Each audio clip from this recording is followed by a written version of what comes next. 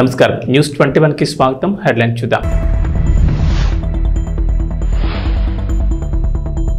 AP ప్రభుత్వం కీలక నిర్ణయం. రాజ్యముద్రతో పట్టాదారు పాస్ పుస్తకాలు. సీఎం చంద్రబాబు నిర్ణయం.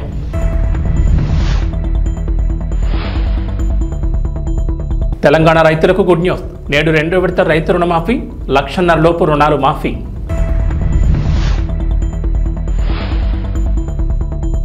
తెలంగాణ అసెంబ్లీ సమావేశాల్లో కేసీఆర్ రికార్డ్ బ్రేక్ చేసిన సీఎం రేవంత్ రెడ్డి. దాదాపు 17 గంటల పాటు సభ.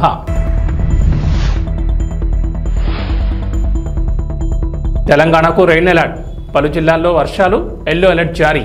ఆంధ్రప్రదేశ్లోని భూ యజమానులకు ఇచ్చే పట్టాదారు పాస్ పుస్తకాలు మారనున్నాయి. ఇకపై రాజముద్రతో పట్టాదారు పాస్ పుస్తకాలను పంపిణీ చేయాలని ఏపీ ప్రభుత్వం నిర్ణయించింది.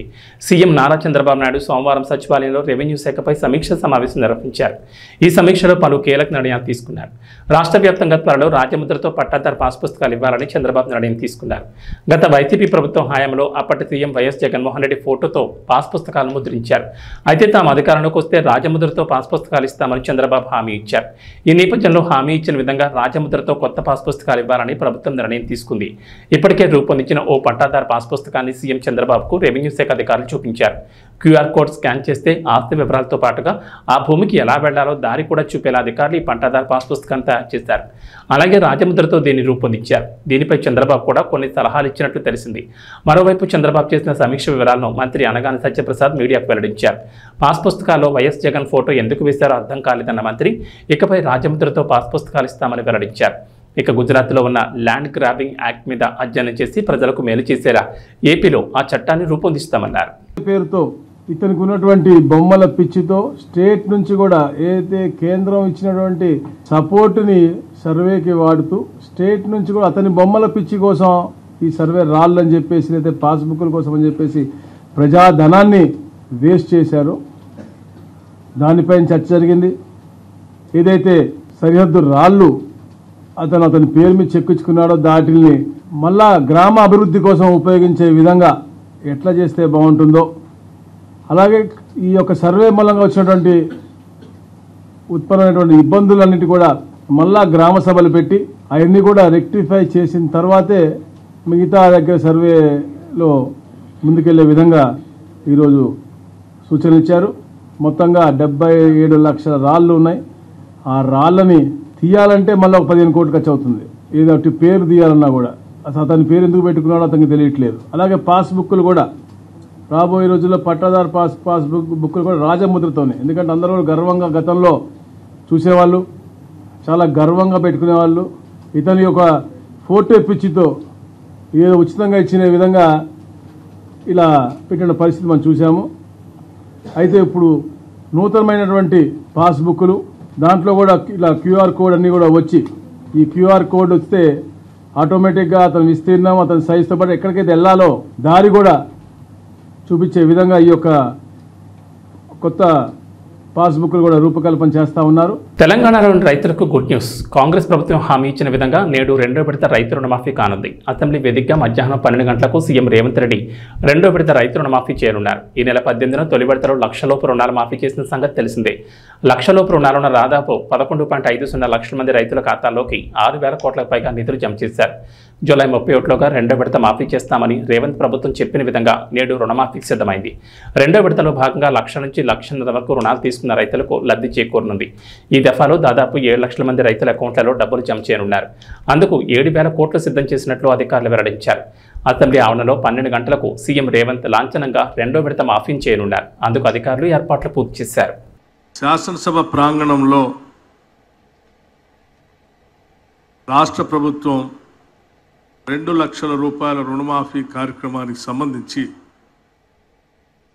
2వ విడత రుణమాఫీ చేసే కార్యక్రమాన్ని ఇక్కడ ఏర్పాటు చేయటం చాలా సంతోషకరమైనటువంటి కార్యక్రమం. ఇది ప్రభుత్వానికి సంబంధించినంతవరకు తెలంగాణ అసెంబ్లీ సమావేశాలు వాడివేడిగా సాగుతున్నాయి. సోమవారం 5వ రోజు అధికార ప్రతిపక్షాల మధ్య సవాళ్లు ప్రతి సవాళ్లతో దద్దరిల్లింది సభ. ఉదయం 10 గంటలకు సమావేశాలు ప్రారంభం కాగా అసెంబ్లీలో పద్దులపై సుదీర్ఘంగా చర్చ కొనసాగింది. ప్రశ్నోత్తరాల కార్యక్రమాన్ని రద్దు చేసి బడ్జెట్ పద్దుపై చర్చించారు. 19 శాఖల పద్దులపై సోమవారం అసెంబ్లీలో చర్చ కొనసాగింది.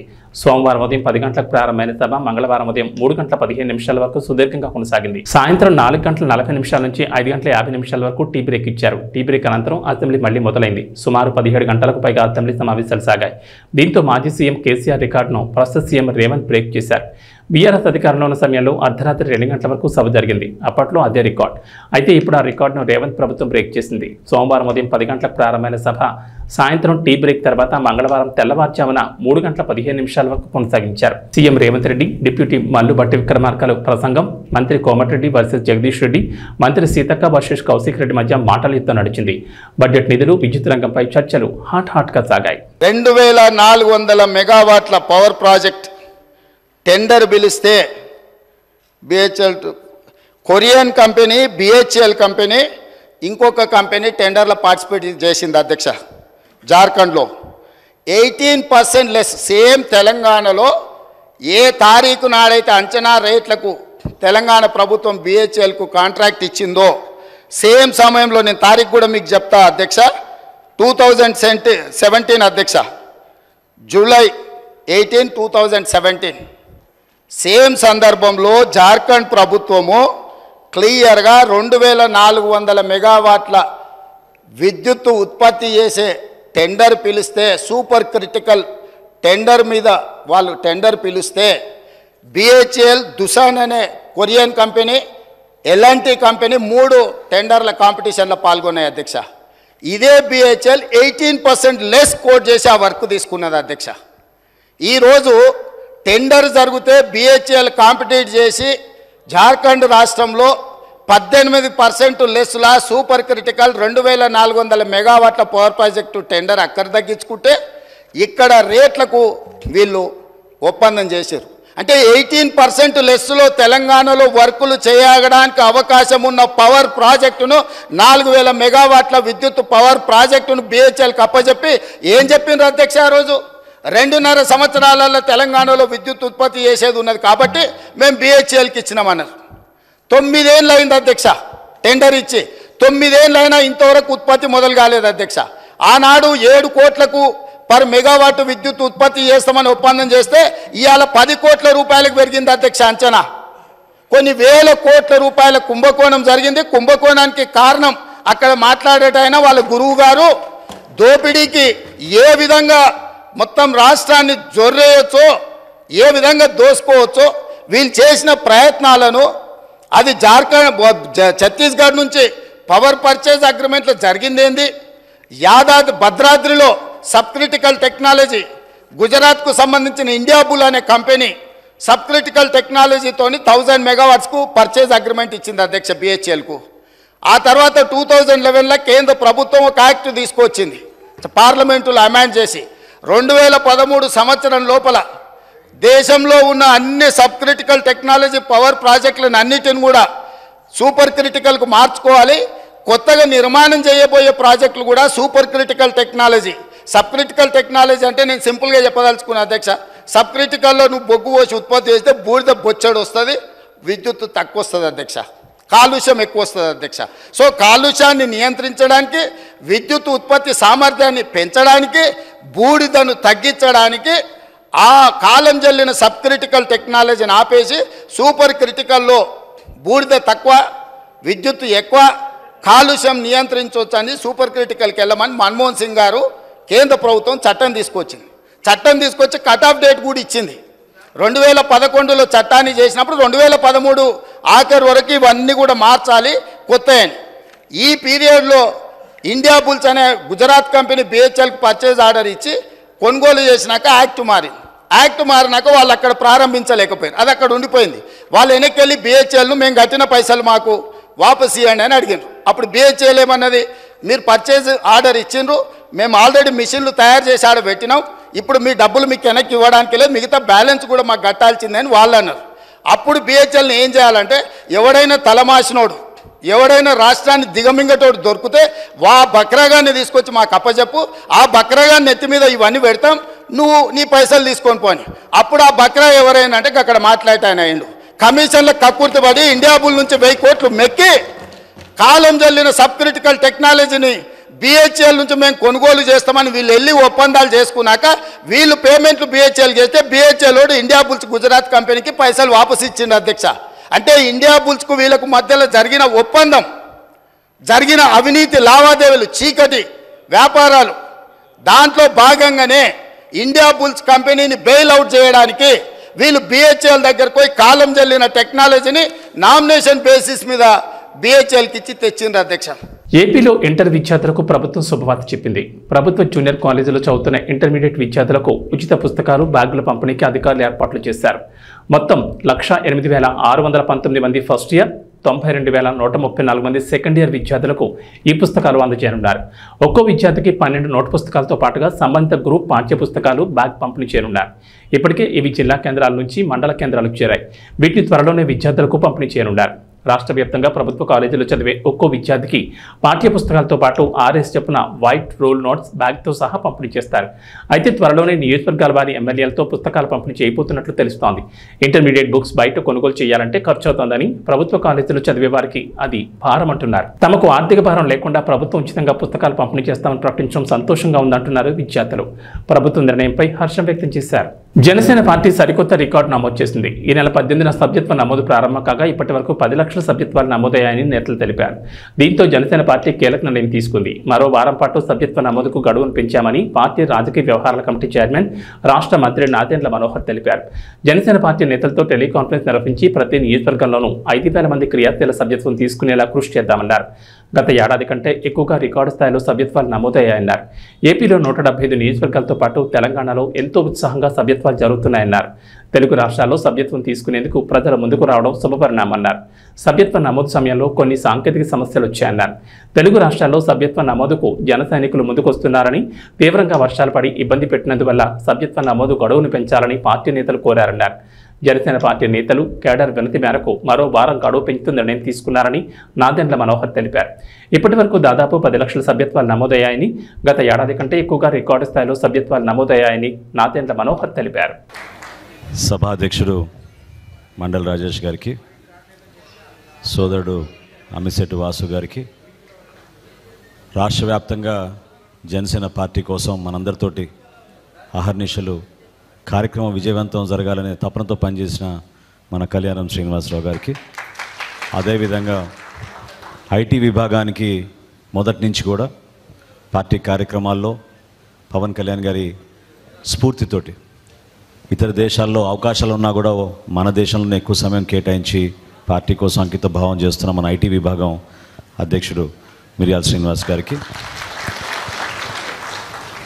స్థానికంగా ఉన్న వీర మహిళ రీజనల్ కోఆర్డినేటర్లకి, వివిధ విభాగాల సభ్యులకు, అదేవిధంగా విజయవాడ పట్టణ డివిజన్స్లో పోటీ చేసి కొంతమంది పార్టీ కోసం రాత్రింబవలు కృషి చేసి నిలబడిన వ్యక్తులు, వారితో పాటు ఈరోజు ఆ డివిజన్ అధ్యక్షులుగా ఉన్న ప్రతి ఒక్కరు కూడా మనస్ఫూర్తిగా విజయవాడ వెస్ట్ నియోజకవర్గంలో వాళ్ళందరినీ కూడా నేను అభినందిస్తున్నాను.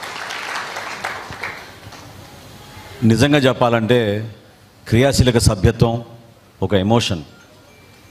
పార్టీతో మనం ఒక కుటుంబ సభ్యులుగా పవన్ కళ్యాణ్ గారు చేస్తున్న ప్రయాణంలో మన అడుగుజాడలు కూడా ఉండాలని, ఆయన చేసిన కృషిలో కొంతవరకు మనం ఏదో విధంగా భాగస్వాములు అవ్వాలని తపనతోటి రాష్ట్ర వ్యాప్తంగా ఎంతోమంది జన సైనికులు వీర మహిళలు నిల్చున్నారు. మొదటి సంవత్సరంలో ఆ రోజు కరోనా తీవ్రంగా ఉన్నప్పుడు 1,00,000 సభ్యత్వం చేయగలిగాం 2021లో. 2022 వచ్చే వరకు సుమారు 3,50,000 సభ్యత్వం చేయగలిగాం. గత సంవత్సరం 2023లో అది 6,47,000కి మనం రాష్ట్ర వ్యాప్తంగా తీసుకెళ్ళగలిగాం.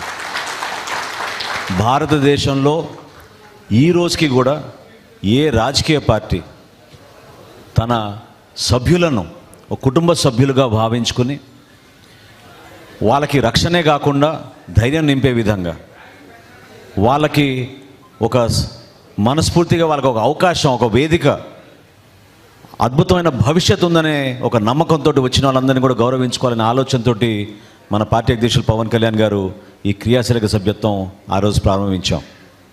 చాలా సందర్భాల్లో మనం చూసాం, ఎంతోమంది మన యువత పవన్ కళ్యాణ్ గారు వచ్చినప్పుడు ర్యాలీల్లో చిన్న చిన్న గాయాలు, ఆ బైక్ ర్యాలీస్లో, అదేవిధంగా ఎక్కువ శాతం మన పార్టీలో యువత కష్టపడి పనిచేస్తున్న వాళ్ళంతా కూడా ప్రతిరోజు చిన్న చిన్న పనులు చేసుకొని కుటుంబాలని నడుపుకొని వాళ్ళ చేతులపైన ఎంతో నిలకడగా భవిష్యత్తు పైన ఎంతో ఆశ పెట్టుకొని నిజాయితీగా పనిచేయాలనే ఆలోచనతో నిలబడిన వ్యక్తులందరికీ కూడా వారి కుటుంబంలో ఒక ప్రమాదం జరిగితే మనం ఆదుకోవాలనే ఆలోచనతో ఈ కార్యక్రమం తీసుకొచ్చాం.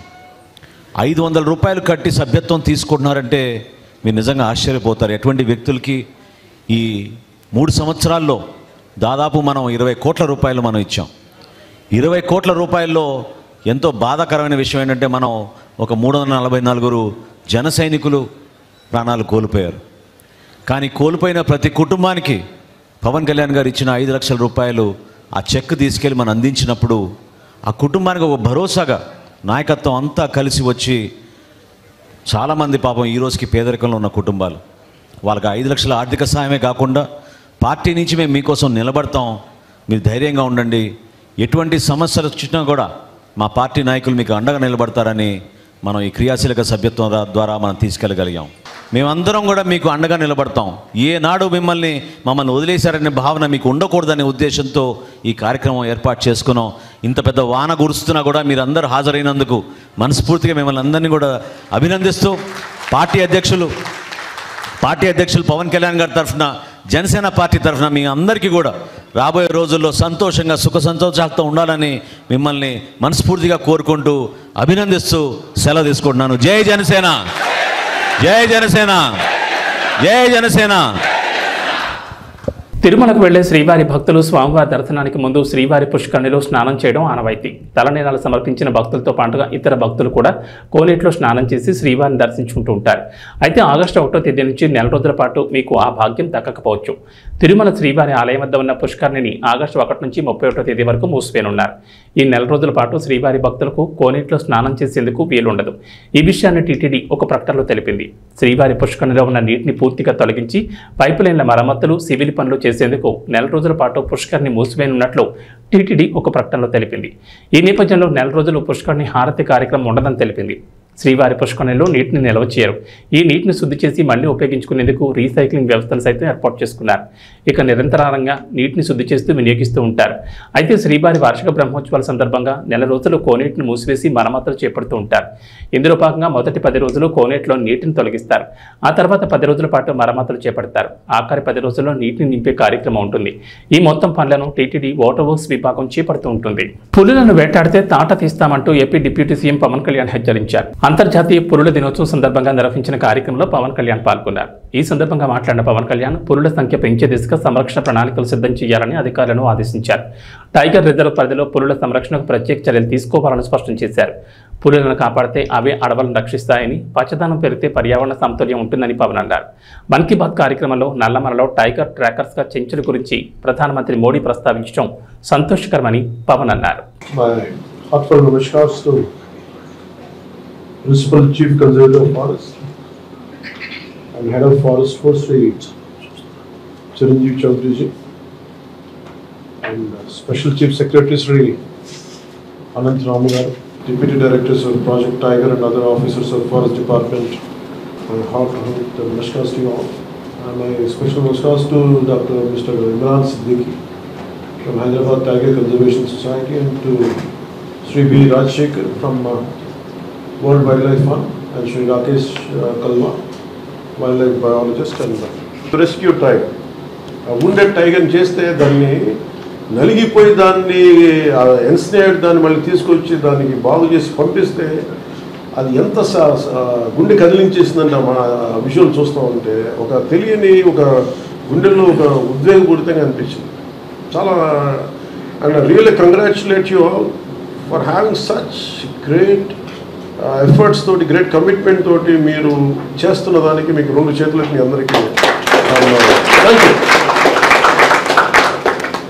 సో ఎనీథింగ్ నేను మీకు చేయగలిగి అలాగే మీరు మేజర్లీ నాకు ఉన్నది just want say add few points from department from my side the development of the will take this forward make it as one single Nallamala Srisailam Tiger Reserve to Seshachalam corridor is crucial for dispersing the growing tiger population by connecting the Nallamala Hills and Seshachalam Hills.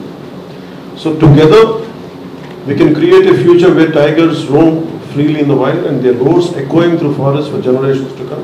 We are committed to that and we are committed for that and we will take it forward. And any kind of illegal killing and trade of tigers should be, we have to look for, most of the times in these cases, I think the right punishment is not being given or lack of identification, something. We have to explore different kinds of methods. Mali repeatedly cheptanu, monna kuda cheppanu, 3-4 days back kuda cheppanu. సాధ్యమైనంత వరకు మనకి ఉద్యోగస్తుల భర్తీని ఎలా చేయాలో ఖచ్చితంగా will take it forward and I request you to reach out to my office and please priorities తీసుకొని చేస్తాను. So నా దగ్గరికి వస్తున్నప్పుడు నా దగ్గర టుడే ఎవరు my entire wealth is my collection of books. So today morning I was thinking, I said, why should I go empty-handed? And at least Chiranjeevi Chaudhary gariki edana ivvali chaala నాకు ఇంత అనుకోలేదు. But I was searching for many books, but I could come out with only this particular book. I had just one. The rest of the books were in Hyderabad. The Secret Network of Nature and Peter Wolben, one of the Forest Commission officer in Germany. So he wrote a trilogy, more books రాస్తున్నట్టు నాకు ఇది one of the book ఉండిపోయింది. So I want to gift it to Chiranjeevi Chaudhary గారు. So I will end with this poem by ఇది చిన్నప్పుడు నాకు చాలా ఇష్టం. when I was growing up in Time Stops at Shamli అని Night Train at Dioli అని. So one of our officers, IFS, Sri Shivaram garu, he gave me this poem today. You are the quiet men who do not boast, and this is in the context of to the Indian foresters, maybe IFS officials like you, and anyone who's making the forests of India thrive. You are the quiet men who do not boast, to the Indian foresters. You are the quiet men who do not boast, although you have done much more than most, to make this land a sea of green, from here to far Cape Comorin. Without some help to nature's thrust, our land would be a bowl of dust. For land which has no forest wealth must suffer in its natural health, as herbs and plants all need green cover before they help the sick recover. And we need trees to hold together, beasts and birds of every feather, and leaves so that the air stays sweet. All this and more is no mean feat. Dear foresters, you have not toiled for fame or favor. Yours has been a love of labor. Our thanks, instead of desert sand, you have given us this green and growing land. And thanks to Ruskin Bond. And my love for Ruskin Bond about, like, he could see the erosion of land, killing of animals. I think that's what made him to do that. I think it's nice to remember him. And thank you, sir, for giving me this opportunity.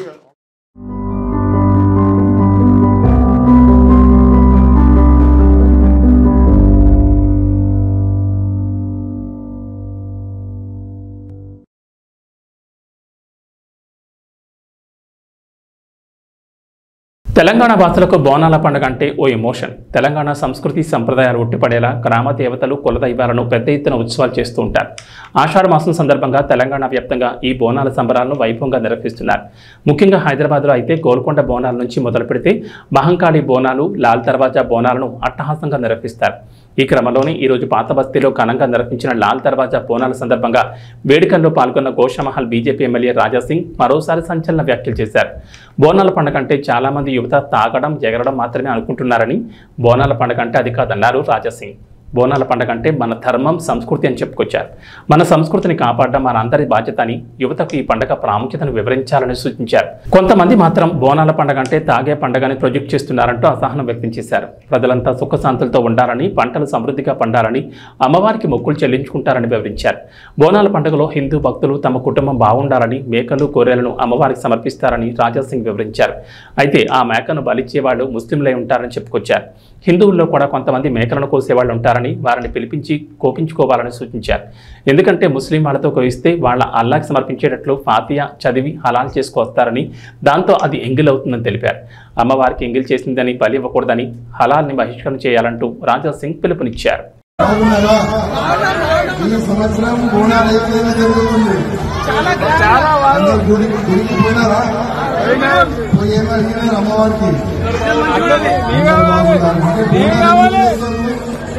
మనము బోనాలు ఎందుకు చేస్తాము, యువకులకు తెలియాలి. First చాలా మంది యువకులు ఏ విధంగా అనుకున్నారంటే బోనాలంటే తాగాలి, డ్యాన్స్ ఆడాలి. అది కాదండి. ఇది మన ధర్మం, ఇది మన సంస్కృతి. మన ధర్మాన్ని, మన సంస్కృతిని కాపాడే బాధ్యత మన అందరూ నిలుతుందా లేదా? మనం ఎందుకు కదా మన సంస్కృతిని కాపాడే మన అందరినీ బాధ్యత. కానీ కొంతమంది మన ధర్మాన్ని, మన సంస్కృతిని, మన బోనాల పండుగకి తాగే పండుగ అని ఆ విధంగా ప్రజలు చేస్తున్నది కాదు. బోనాలంటే మనం అమ్మవారికి మొక్కుతాం, మనం పూజ చేస్తాం.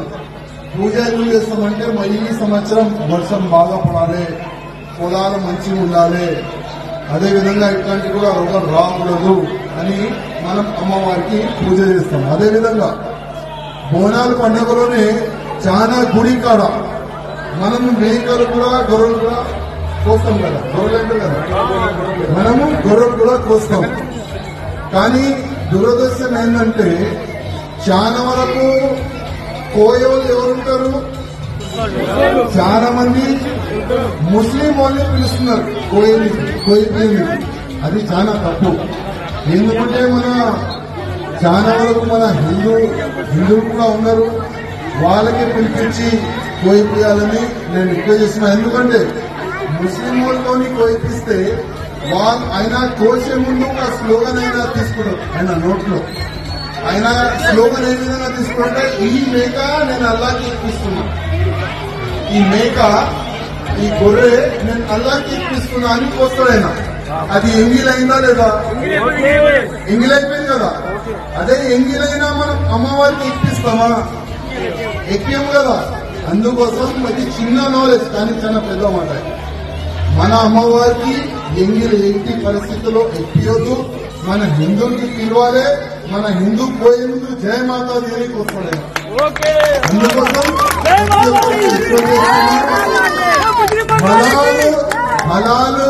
హలాలుని మనము బ్యాన్ చేయాలి. మన హిందువులతోనే మనం పూజ గాని, ఈ మేకలు గాని, గొర్రెలు గాని వాళ్ళతోనే కోయిపియాలని నేను అందరికీ దండం పెట్టి రిక్వెస్ట్ చేస్తున్నాను. జయ మాతాది. ప్రభాస్ ఈ పేరు వింటే పాన్ ఇండియా మొత్తానికి కళ్ల ముందు బాహుబలి, సాహో, కల్కి 2890 ADలో చూసిన ఓ పెద్ద యాక్షన్ హీరో గుర్తొస్తాడు. కానీ టాలీవుడ్ ఆడియన్స్ మాత్రం వీటితో పాటు డార్లింగ్, మిర్చి, మిస్టర్ పర్ఫెక్ట్లో చూసిన ఓ చిలిపి క్లాస్ వింటేజ్ హీరో గుర్తొస్తాడు. అలాంటి ప్రభాస్ను మళ్ళీ ఇక చూడలేమేమో అని భయపడిన ఫ్యాన్స్కి రాజాసాబ్ గ్లిమ్స్తో ఊపిరి పీల్చుకునేలా చేశాడు డైరెక్టర్ మారుతి. ఏ ముహూర్తాన ప్రభాస్ బాహుబలి సినిమాకు ఓకే చెప్పాడు కానీ అప్పటి నుంచి కత్తులు, కటార్లు, తుపాకీలు, బాంబులు తప్ప డార్లింగ్ చేతిలో మరొకటి కనిపించలేదు. ఇది ఎంతోమంది ప్రభాస్ ఫ్యాన్స్ మనసులో ఉండిపోయిన మాట. పాన్ ఇండియా సినిమాలు కదా, ఆ మాత్రం యాక్షన్ లేకపోతే ఎట్టా అనుకుని ప్రభాస్ ఫ్యాన్స్ అంతా వీటికి అలవాటు పడిపోయారు.